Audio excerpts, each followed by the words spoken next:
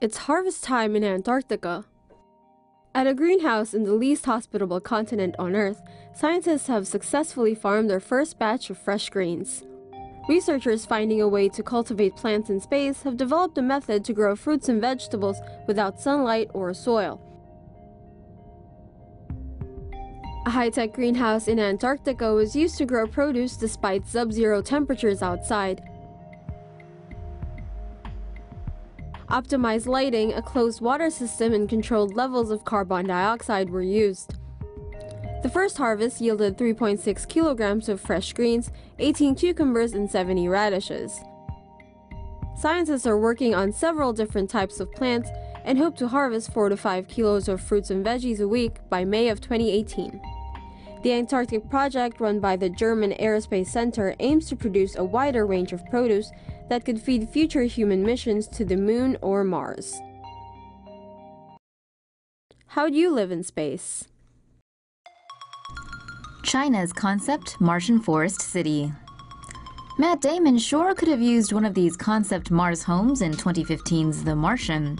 The concept from the Chinese Space Agency, Tongji University, and Stefano Boeri Architects would see a spaceship ferry a colony of massive pods containing forest cities from Earth toward Mars.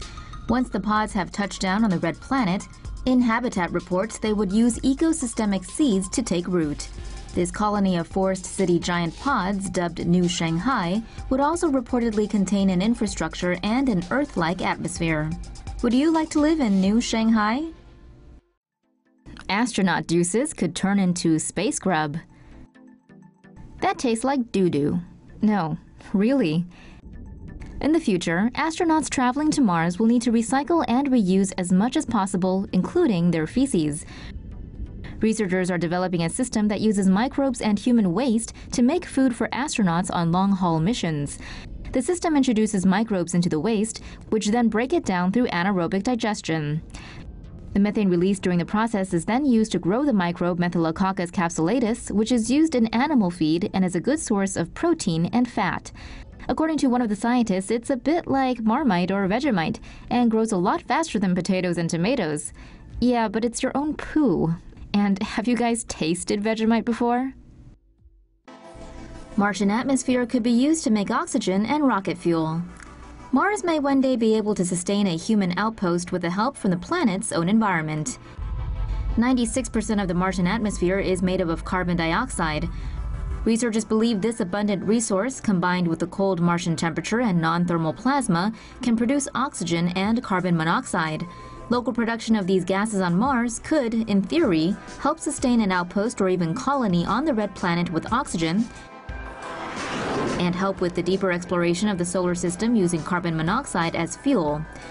But, that being said, it's all speculation for the moment, so it looks like we won't be joining Matt Damon anytime soon. Power up. NASA is testing a nuclear fission reactor prototype that could enable long-term stays on the surface of the red planet. The first humans on Mars will need to be able to generate power to transform the planet's water and carbon dioxide into liquid oxygen and fuel. Addressing this concern is the Kilopower project, a nuclear power system that comes with a uranium reactor core, which uses fission to generate electricity. The system can generate 1 kilowatt of electricity, which can power a toaster, to 10 kilowatts, which can light up to 100 light bulbs. 4 to 5 10 kilowatt units will be needed to power the habitat charging vehicles, generate safe drinking water, and oxygen. The months-long testing for the Kilopower prototype began in November at the Department of Energy National Security site in Nevada. Though a flight test is at least 6 to 8 years away, if all goes well, the technology could be ready by the mid-2020s to early 2030s.